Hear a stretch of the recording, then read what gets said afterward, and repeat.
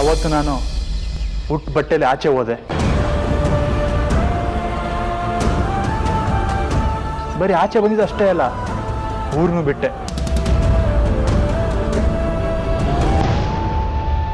ಎಲ್ಲಿಗೆ ಹೋಗಿದ್ರಿ ನೀವು? ಯಾವಾಗ ವಾಪಸ್ ಬಂದ್ರಿ? ಮನೆ ಬಿಟ್ಟಾಗಿಂದ ನಂಗೆ ಅಡ್ರೆಸ್ ಇಲ್ಲ. ನಾನು ಕರ್ನಾಟಕದಲ್ಲಿ ತುಂಬ ಊರು ಓಡಾಡಿದ್ದೀನಿ.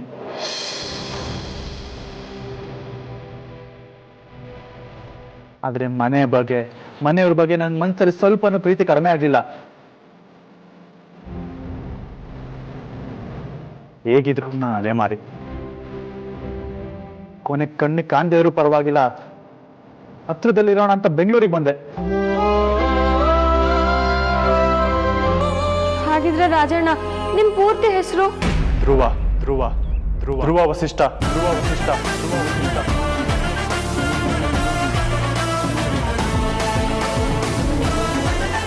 ನೀನ್ ಯಾರಾದ್ರೆ ನನ್ಗೇನೋ? ನಾನು ಧ್ರುವ ವಸಿಷ್ಠ.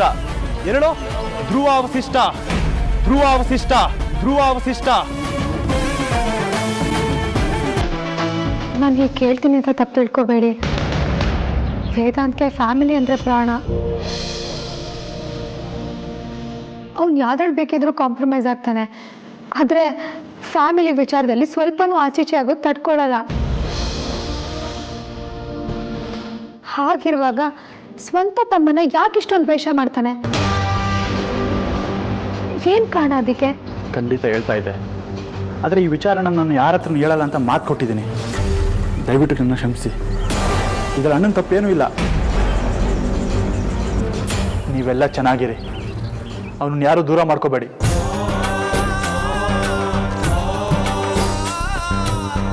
ಯಾಕಂದರೆ ಅವನಷ್ಟು ಒಳ್ಳೆ ವ್ಯಕ್ತಿ ನೆಲ್ಲೂ ಸಿಗಲ್ಲ. ನನ್ನಿಂದಾಗಿ ಅವನು ಇಲ್ಲಿಗೆ ಬರದೇ ಇರೋ ಥರ ಆಗಬಾರ್ದು.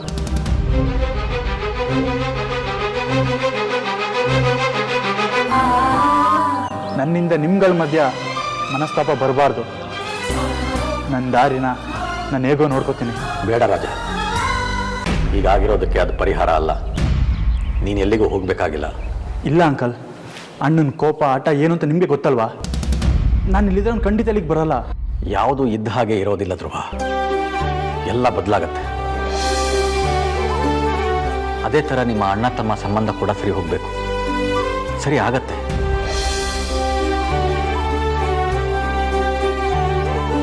ನೀನು ಎಲ್ಲಿಗೂ ಹೋಗೋ ಅವಶ್ಯಕತೆ ಇಲ್ಲ. ಏನು ಮಾಡೋದು ನೋಡೋಣ.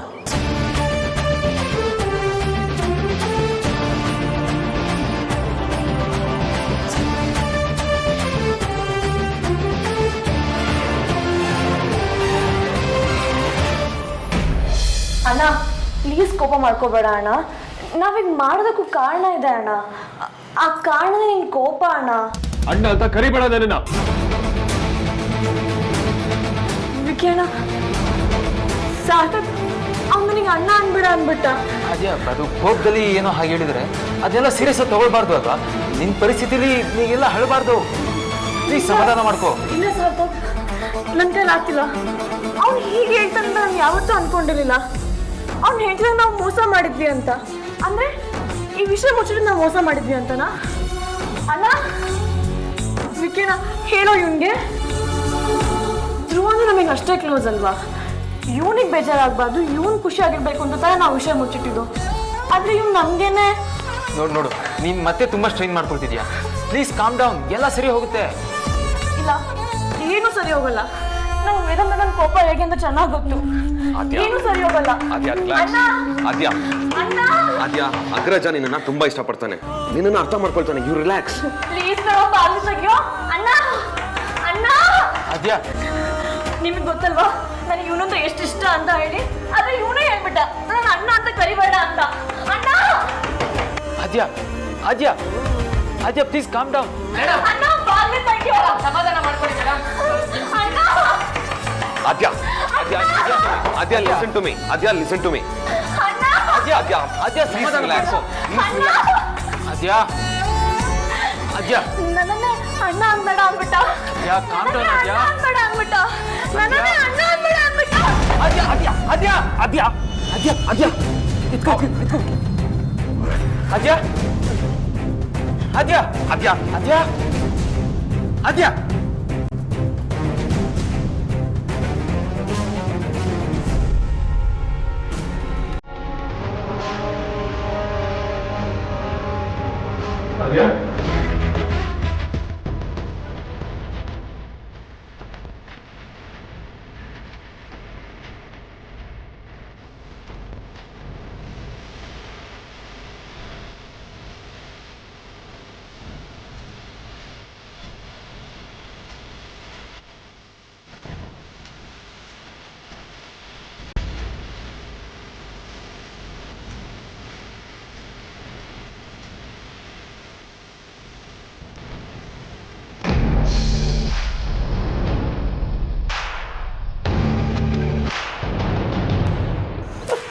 ಏನ್ ಮಾಡ್ತಿದ್ದೀರಾ? ಬಟ್ಟೆನೆಲ್ಲ ಯಾಕೆ ಪ್ಯಾಕ್ ಮಾಡ್ತಿದ್ದೀರಾ? ಇದ್ರ ಬಗ್ಗೆ ನಿಮ್ಗೇನು ಹೇಳ್ಬೇಕಾಗಿಲ್ಲ ಅಲ್ವಾ? ನೀವು ಇಷ್ಟೆಲ್ಲ ಆದ್ಮೇಲೆ ಈ ಥರ ಡಿಸಿಷನ್ ತಗೊಳ್ತೀರಾ ಅಂತ ನಾನು ಅನ್ಕೊಂಡಿರ್ಲಿಲ್ಲ. ಪ್ಲೀಸ್ ಈ ಕೆಲಸ ಮಾಡಬೇಡಿ. ನೀವು ಮನೆಯಿಂದ ಹೋದ್ರೆ ಇಲ್ಲಿ ಯಾರು ನೆಮ್ಮದಿಯಿಂದ ಇರಲ್ಲ.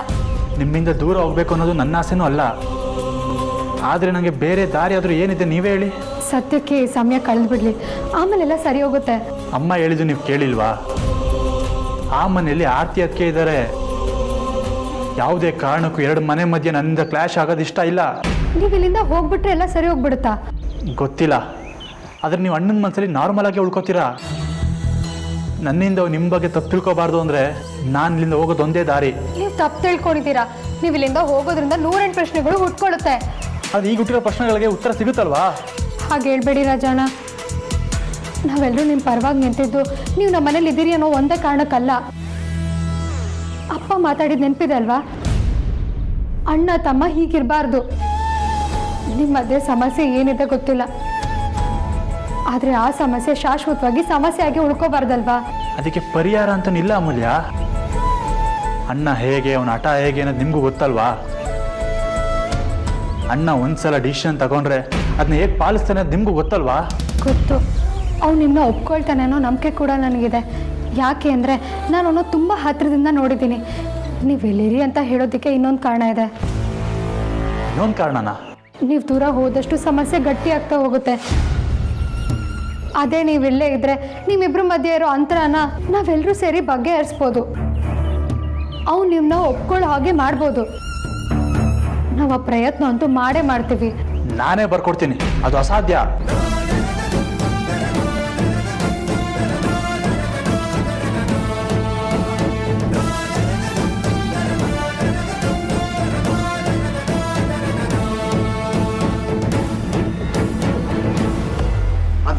ಆದ್ಯಾ ಆದ್ಯ ಆಲ್ ರೈಟ್. ಆದ್ಯಾ ಆದ್ಯಾ ಆದ್ಯ ಆಲ್ ರೈಟ್. ಓಕೆ ಆದ್ಯಾ ಆದ್ಯ ಏನಾಯ್ತು ನೋಡು ಆದ್ಯಾ ಆದ್ಯ ಆದ್ಯಾ ಆದ್ಯಾ ಕಂಡ್ಬಿಡು ಆದ್ಯಾ ಆದ್ಯಾ ಆದ್ಯ ಏನೂ ಆಗಿಲ್ಲ. ಆದ್ಯಾ ಆದ್ಯ ಆದ್ಯಾ ಇದೋಳು ಆದ್ಯಾ ಏನಾಗಿಲ್ಲ. ಆದ್ಯಾ ಆದ್ಯ ಆದ್ಯಾ ಆದ್ಯಾ ಇದೋಳು ಆದ್ಯಾ ಸ್ವಲ್ಪ ನೀರು ಆದ್ಯಾ ಆದ್ಯ get up. ಆದ್ಯಾ ಆದ್ಯಾ ಇದು ವೇದಾಂತ ನನಗೆ ಅಣ್ಣ ಅನ್ಬೇಡ ಅಂದ. ವೇದಾಂತ ನನಗೆ ಅಣ್ಣ ಅನ್ಬೇಡ ಅಂದ. ಏನಿಲ್ಲ ಆದ್ಯಾ ನೀನ್ ಯಾಕೆ ತಲೆಗೆ ಅಣ್ಣ ಹೊರಗಿಳಿಯು ಸೆರೆಯಾಗಿದೆ, ಉಸಿರಾಟ ಬಿಗಿಯಾಗಿದೆ. ದೇವರ ಆಟವು ನಾನಾ ಥರ, ಆಡಲೇಬೇಕಿದೆ ಹೇಳೋ ಥರ. ಎಲ್ಲವೂ ಮುಗಿದಾಗ ಆದ್ಯ ಯಾಕೆ ಹೇಳ್ತಿದ್ಯಾ? ಈಗೇನಾಯ್ತು? ಸಮಾಧಾನ ಮಾಡ್ಕೋ. ನನ್ನ ಹತ್ರ ನೀನ್ ಅಣ್ಣ ಅನ್ಬೇಡ ಅಂದ ಅಲ್ವಾ?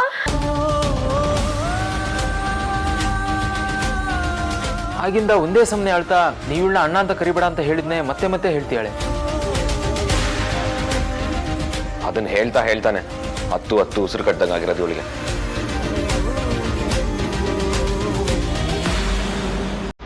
ವೆರಿ ಸಾರಿ ಆದ್ಯ, ನಾನು ಹಾಗೆ ಮಾತಾಡ್ಬಾರ್ದಿತ್ತು.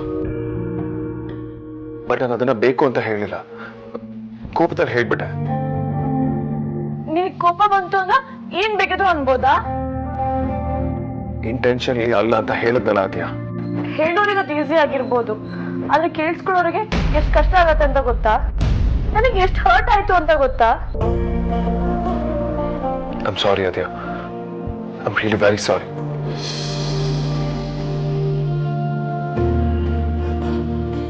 ಖತ್ರಿ ನನ್ನಷ್ಟು ದಡ್ಡ ಇನ್ಯಾರೂ ಇಲ್ಲ. ಈಗ ನಾನು ಇಲ್ಲೇ ಇದ್ದೀನಲ್ವಾ, ನೀನು ಎಮೋಷನಲ್ ಆಗ್ಬೇಡ. ನೀನು ಮೊದಲೇ ವೀಕ್ ಆಗಿದ್ಯಾ. ಏನಿಲ್ಲ, ನಾನು ಸ್ಟ್ರಾಂಗ್ ಆಗೇ ಇದ್ದೀನಿ. ಬಟ್ ನೀ ಆ ಥರ ಎಲ್ಲ ಮಾತಾಡಿದ್ರೆ ನಾನು ವೀಕ್ ಆಗ್ತೀನಿ ಅಷ್ಟೇ. ಮತ್ತೊಂದ್ಸಲ ಸಾರಿ ಕೇಳ್ತೀನಿ, ನಿನ್ನ ಹಾಗೆ ಹೇಳಲ್ಲ. ವಿಕ್ರಾಂತ್, ಫ್ಯಾಮಿಲಿ ಡಾಕ್ಟರ್ಗೆ ಕಾಲ್ ಮಾಡು. ಶೋರ್ ಅಗ್ರಜ.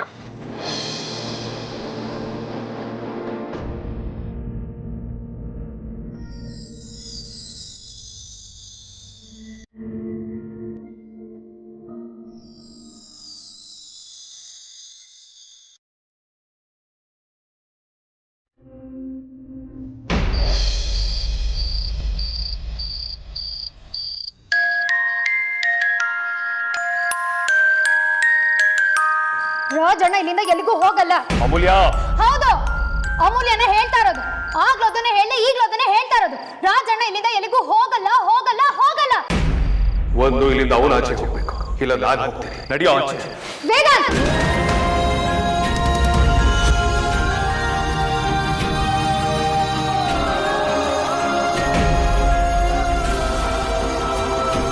ಯಾಕೆ ಮತ್ತೆ ಮತ್ತೆ ಅದನ್ನೇ ಮಾತಾಡ್ತಿದ್ಯಾ? ಅವ್ರೆಲ್ಗೂ ಹೋಗಲ್ಲ. ಅಮೂಲ್ಯ, ನಾನು ಯಾವ ನಿರ್ಧಾರಗಳನ್ನು ಯೋಚನೆ ಮಾಡದೆ ತಗೊಳ್ಳಲ್ಲ ಅಂತ ನಿನಗೆ ಗೊತ್ತು ತಾನೆ. ಮೊದಲು ನಮ್ಮ ಮನೆಯಿಂದ ಆಚೆ ಕಳಿಸು. ನಾನು ಅಷ್ಟೇ, ಒಬ್ರ ಬಗ್ಗೆ ಗೊತ್ತಿಲ್ಲದೆ ಅವ್ರ ಪರವಾಗಿ ಮಾತಾಡಲ್ಲ ಅಂತ ಗೊತ್ತು ತಾನೆ. ಅವ್ರೆಲ್ಗೂ ಹೋಗಲ್ಲ ಅಂದ್ರೆ ಹೋಗಲ್ಲ ಅಷ್ಟೇ. ಹಾಗಾದ್ರೆ ನನಗಿಂತ ಅವನು ನಿನಗೆ ಹೆಚ್ಚನ್ನ? ಅವನಿ ಮನೆಯಿಂದ ಆಚೆ ಹೋಗೋವರೆಗೂ ನಾನು ಈ ಮನೆಗೆ ವಾಪಸ್ ಬರ.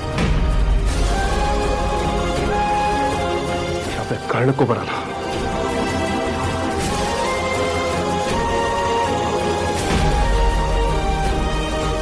ಹಳೆ ಮುದ್ಕಿ, ಅಳ್ಬೇಡ್ವೆ. ಯೋಗೆ, ನಾನೇ ಕಳ್ಳಿ, ನಾನು ಅಳ್ತಾ ಇಲ್ಲ. ಏಯ್, ಅಳ್ತಿರ್ಲಿಲ್ಲ ಅಂದ್ರೆ ಕಣ್ಣೀರು ಬರ್ತಾ ಇರ್ಲಿಲ್ಲ. ನಾನು ಬಂದ ತಕ್ಷಣ ನೀನ್ ಕಣ್ಣೀರು ಒರ್ಸ್ಕೊತಾ ಇರ್ಲಿಲ್ಲ. ನನಗೆ ಗೊತ್ತು ಆಗ್ತಾ ಇರ್ಲಿಲ್ಲ. ನೀನ್ ಏನೇ ಚೇಷ್ಟೆ ಮಾಡಿದ್ರು ನನಗೇನು ಅನ್ಸಲ್ಲ ಕಣೆ. ಆದ್ರೆ ನಿನ್ನಂತ ನೀನೇ ಕಣ್ಣೀರು ಹಾಕಿದ್ರೆ ನನ್ನ ಕೈಲಿ ಸಹಿಸ್ಕೊಳಕ್ಕೂ ಆಗಲ್ಲ, ಅರ್ಗಿಸ್ಕೊಳಕ್ಕೂ ಆಗಲ್ಲ. ನಾನು ಅಳ್ತಿಲ್ಲ ಕಣೆ, ಇವಳ್ದೆ ದೆವ್ವ. ರಾಜಣ್ಣ ಹತ್ರ ರೂಢಾಗಿ ನಡ್ಕೊಂಡಿದ್ದು ವೇದಾಂತ್. ರಾಜಣ್ಣಂಗೆ ಹೊಡೆದು ಅವ್ರನ್ನ ಮತ್ತೆ ಆಫೀಸಿಗೆ ಕಾಲಿಡ್ದವ್ರಾಗ ಮಾಡಿದ್ದು ವೇದಾಂತ್. ಈ ಮನೆಗೆ ಬಂದು ವಿಷಯನ ರಂಪ ರಾಮಾಯಣ ಮಾಡಿದ್ದು ವೇದಾಂತ್. ಎಲ್ಲ ವಿಚಾರದಲ್ಲಿ, ಎಲ್ಲ ಆಂಗಲ್ನಲ್ಲಿ ತಪ್ಪು ಮಾಡಿರೋದು ವೇದಾಂತ್. ಹಾಗಿರುವಾಗ ನಾನ್ಯಾಕೆ ಅಳ್ಳಿ? ನಾನು ಅಳ್ತಾ ಇಲ್ಲ. ಅದಕ್ಕೆ ನೀನು ಅಳ್ತಿರೋದು. ತಪ್ಪು ಮಾಡಿರೋದು ಭಾವನೆ ಇರ್ಬೋದು, ಆದ್ರೆ ಅವರು ನಿನ್ ವೇದಾಂತ್ ಕಣೆ. ಇಷ್ಟೆಲ್ಲ ಆಗಿದ್ದಕ್ಕಿಂತ ಇದ್ರ ರಿಸಲ್ಟು ನಿಮ್ಮಿಬ್ರು ಮಧ್ಯೆ ಡಿಸ್ಟೆನ್ಸ್ ಕ್ರಿಯೇಟ್ ಮಾಡ್ತು ಅನ್ನೋ ಕಾರಣಕ್ಕೆ ನಿನಗೆ ಫೀಲ್ ಆಗ್ತಿದೆ. ಅಷ್ಟು ನನಗೆ ಅರ್ಥ ಆಗುತ್ತೆ ಕಣೆ. ಅದಿತಿ, ನೀನು ನನ್ನ ಹತ್ರ ಮನ್ಸಿನ ಮಾತನ್ನೆಲ್ಲ ಹೇಳ್ಕೊ ಅಂತ ಹೇಳಿದ್ಮೇಲೆ ಅದೇ ಸರಿ ಅಂತ ನನಗೆ ರಿಯಲೈಸ್ ಆಗಿತ್ತು ಕಣೆ. ಅದನ್ನೆಲ್ಲನೂ ಎಕ್ಸ್ಪ್ರೆಸ್ ಮಾಡಬೇಕು ಅಂತಾನೆ ಅಂದ್ಕೊಂಡು ಹೋಗಿದ್ದೆ. ಸಾಲದಕ್ಕೆ ವೇದಾಂತ್ಗೆ ಇಷ್ಟ ಅಂತ ಸೀರೆ ಉಡ್ಕೊಂಡು ಹೋಗಿದ್ದೆ. ಅಷ್ಟರಲ್ಲಿ ಏನೆಲ್ಲ ಆಗೋಯ್ತು. ಇವತ್ತವನು ಡೈಲಿ ಇರೋ ಥರ ಇರಲಿಲ್ಲ, ಒಳ್ಳೆ ಮೂಡಲ್ಲಿದ್ದ. ನೀನ್ ಸೀರೆ ಉಟ್ಕೊಂಡು ಬೆಳಗ್ಗೆನ ಹೋಗಿದ್ಯಾ ಅಂತ ಗೊತ್ತಾದಾಗ ನಾನು ಅದನ್ನ ಎಕ್ಸ್ಪೆಕ್ಟ್ ಮಾಡಿದ್ದೆ ಕಣೆ. ಬಿಡು, ಒಂದೊಂದ್ಸರಿ ನಾವು ಅನ್ಕೊಂಡಾಗ ಏನೂ ಆಗಲ್ಲ. ಎಲ್ಲನೂ ಆಗ್ತಿತ್ತು, ಅದು ಕೋಪಿಷ್ಟನ್ ಕೋಪ ಎಲ್ಲದಕ್ಕೂ ಅಡ್ಡ ಬಂತು. ಊರಿ ಮೂತಿ ಸಿಡ್ಕಪ್ಪ. ನೀನ್ ಅವ್ರ ಬಗ್ಗೆ ಇನ್ನೊಂದು ಆಂಗಲ್ನಲ್ಲಿ ಯೋಚನೆ ಮಾಡೋದು ಒಳ್ಳೇದ್ ಕಣೆ. ಅವ್ರು ಹಾಗೆ ನಡ್ಕೊಂಡಿರೋದಕ್ಕೆ ಬಲವಾದ ಕಾರಣನೇ ಇರ್ಬೋದಲ್ವಾ? ಅಥವಾ ಇಷ್ಟು ದೊಡ್ಡ ಸೀಕ್ರೆಟ್ ಸಡನ್ ಆಗಿ ಎದುರುಗಡೆ ಬಂದ್ರೆ ಯಾರಾದ್ರೂ ನಾರ್ಮಲ್ ಆಗಿ ರಿಯಾಕ್ಟ್ ಮಾಡ್ತಾರ ಹೇಳು? ಸಾಕು ಸುಮ್ಮನಿರೆ. ನೀನು ಯಾವಾಗಲೂ ಅವ್ನ ಪಾರ್ಟಿನೇ ಅಂತ ನನಗೆ ಚೆನ್ನಾಗಿ ಗೊತ್ತು. ಅವ್ನ ಪರವಾಗಿ ವಹಿಸ್ಕೊಂಡು ಮಾತಾಡಕ್ಕೆ ಬರಬೇಡ. ಒಂದು 100 ಅಲ್ಲ 200% ತಪ್ಪಿದೆ. ಇಷ್ಟೆಲ್ಲ ಅಧ್ವಾನ ಆಗೋದಕ್ಕೆ ಅವನ ಕಾರಣ.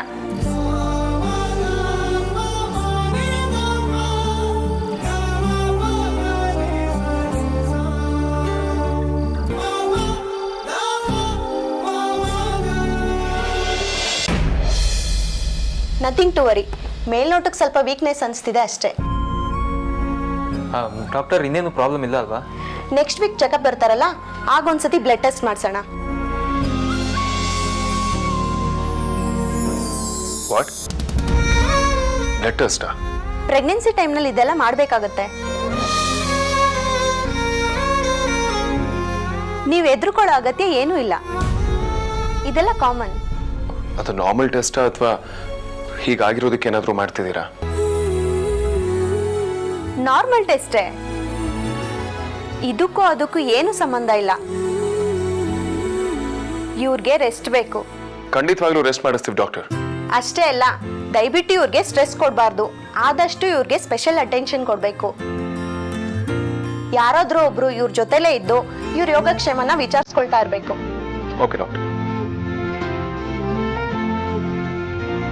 ಜೊತೆಲಿರೋರು ಏನಾದರೂ ಅಬ್ಸರ್ವ್ ಮಾಡ್ತಿರ್ಬೇಕಾ doctor? Good question. Yes, observe ಮಾಡಲೇಬೇಕು.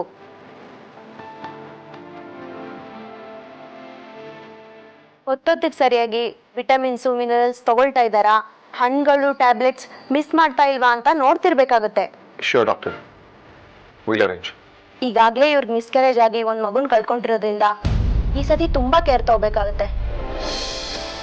ಯಾವುದೇ ರೀತಿ ಇಗ್ನೋರೆನ್ಸ್ ತಗೋಬಾರ್ದು, ಯಾಕಂದ್ರೆ ಈ ಪ್ರೆಗ್ನೆನ್ಸಿ ಇವ್ರಿಗೆ ತುಂಬಾ ಡೆಲಿಕೇಟ್. ಇಲ್ಲ ಡಾಕ್ಟರ್, ಆ ಥರ ಏನೂ ಆಗೋದಕ್ಕೂ ಬಿಡೋದಿಲ್ಲ. ಸರಿ, ನಾನಿನ್ ಬರ್ತೀನಿ. ಬನ್ನಿ ಡಾಕ್ಟರ್.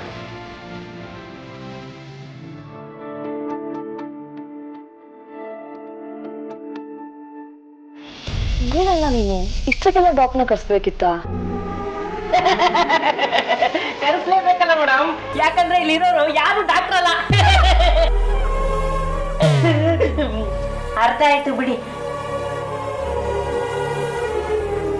ಒಂದು ಮಾತಂದಿದ್ದಕ್ಕೆ ನಿನಗೆ ಇಷ್ಟು ಫೀಲ್ ಆಗಿದೆ, ಹಾಗಿದ್ಮೇಲೆ ರಿಸ್ಕ್ ತೊಗೊಳೋದಕ್ಕಾಗತ್ತಾ? ಅವ್ರು ಕೇರ್ ಮಾಡಿ ಅಂದ್ರು, ಇನ್ಮೇಲೆ ನೀವೆಲ್ಲ ಸೇರ್ಕೊಂಡು ಓವರ್ ಕೇರ್ ಮಾಡ್ತೀರಾ. ಆಗ್ಲೂ ನಂಗೆ ಉಸಿರು ಕಟ್ಟದಂಗೆ ಆಗತ್ತೆ. ಚೇಚೆ, ಹಾಗೆಲ್ಲ ಹೇಳ್ಬಾರ್ದು ಪುಟ್ಟ.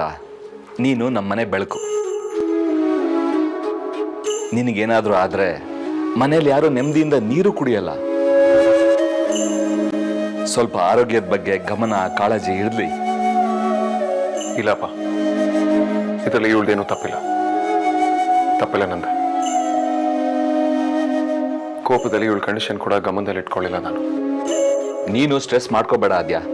ಡಾಕ್ಟರ್ ನಿಂಗೆ ಏನು ಹೇಳಿದ್ದಾರೆ ಅದ್ರ ಬಗ್ಗೆ ಗಮನ ಕೊಡು. ಅಣ್ಣ, ಈ ವಿಷಯನ ಅಮ್ಮ ಮತ್ತೆ ಅಜ್ಜಿಗೆ ಹೇಳಕ್ ಬೇಡ, ಸುಮ್ಮನೆ ಗಾಬರಿ ಆಗ್ತಾರೆ. ಹೇಳ್ದಿದ್ರು ಗೊತ್ತಾಗುತ್ತೆ. ನೀನು ನಿನ್ ಬಗ್ಗೆ ಗಮನ ಕೊಡು. ಅವ್ರ ಹತ್ರ ನಾನು ಮಾತಾಡ್ತೀನಿ. ಓಕೆ?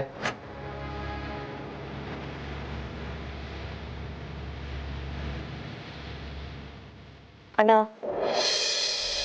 ಸಾರಿ ಕಣೋ, ಸ್ವಲ್ಪ ಜಾಸ್ತಿನೇ ಎಮೋಷನಲ್ ಆಗ್ಬಿಟ್ಟೆ. I'm sorry to.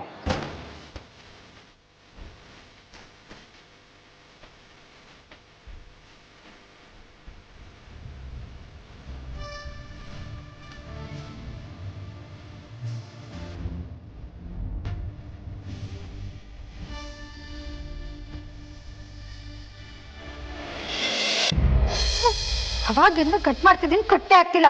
ಸರಿಯಾಗಿ ಕಟ್ ಮಾಡಕ್ಕೆ ನಿನ್ಗೆ ಯಾರು ನನ್ನ ಮಾತು ಕೇಳೋದೇ ಇಲ್ಲ ಅಂತಾರೆ. ಈಗೇನು ಸರಿಯಾಗಿ ಕಟ್ ಮಾಡ್ತೀರಾ? ಎಸ್ಬಿಡ್ಲಾ? ಯಾರ್ಯಾರ ಮೇಲಿನ ಕೋಪನ ಅದ್ರ ಮೇಲೆ ತೋರಿಸ್ತಾ ಇದೆಯಲ್ಲಮ್ಮ. ಸಾರಿ ಅಪ್ಪ, ಯಾಕೋ ಮನಸ್ಸೇ ಸರಿ ಇಲ್ಲ ಅನಿಸ್ತಿದೆ. ಯಾವ ಕೆಲಸ ಮಾಡೋದಕ್ಕೂ ಮೂಡೇ ಇಲ್ಲ. ಹಾಗಾದ್ರೆ ಇನ್ನೊಂದು ಸ್ವಲ್ಪ ಹೊತ್ತು ನಿದ್ದೆ ಮಾಡು, ಅಥವಾ ಯಾವುದಾದ್ರೂ ಪುಸ್ತಕ ಓದು, ಸರಿ ಹೋಗ್ಬೋದು. ಇಲ್ಲಪ್ಪ, ಅದನ್ನೆಲ್ಲ ಆಗಲೇ ಟ್ರೈ ಮಾಡಿದೆ, ಆದರೆ ಊರಿಗೆ ಮುಂಚೆ ಎಚ್ಚರ ಆಯಿತು. ಸಮಸ್ಯೆ ಬುಡ ಹುಡುಕ್ಬೇಕಮ್ಮ.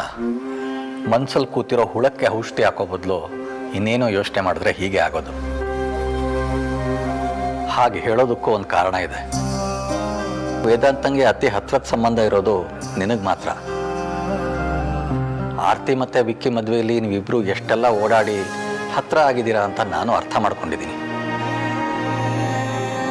ಅಂಥವನ ಜೊತೆ ನಿನ್ನೆ ಅಷ್ಟೆಲ್ಲ ನಡೆದು ನಿಮ್ಮಿಬ್ರು ನಡುವೆ ಅಂತರ ಸೃಷ್ಟಿಯಾಗಿದೆ ಅಂತ ನಿನಗೆ ಬೇಜಾರಾಗಿದೆ. ಅದಕ್ಕೆ ಮನಸ್ಸು ಏನನ್ನು ಮಾಡೋದಕ್ಕೂ ಒಪ್ತಾ ಇಲ್ಲ. ಆದರೆ ತಪ್ಪು ಅವಂದೇ ಅಲ್ವಾಪ್ಪ? ಅಯ್ಯೋ ಹುಚ್ಚು ಹುಡುಗಿ, ಸಂಬಂಧ ಅನ್ನೋದು ನಮ್ಮ ಬದುಕಿನ ಥರ, ನೀರಿನ ಮೇಲಿನ ಗುಳ್ಳೆ ಥರ. ಯಾವಾಗ ಪಟ್ಟಣತ್ತೆ ಅಂತ ಹೇಳೋಕ್ಕಾಗೋದಿಲ್ಲ, ಆದರೆ ಯಾವಾಗಲೂ ನಾವು ಅದನ್ನು ಕಾಪಿಟ್ಕೊಂಡು ಬರ್ತಾ ಇರಬೇಕು. ಆದರೆ ಅವ್ನು ಯಾರ ಮಾತು ಕೇಳೋ ಸ್ಥಿತಿಲೇ ಇರಲಿಲ್ಲ.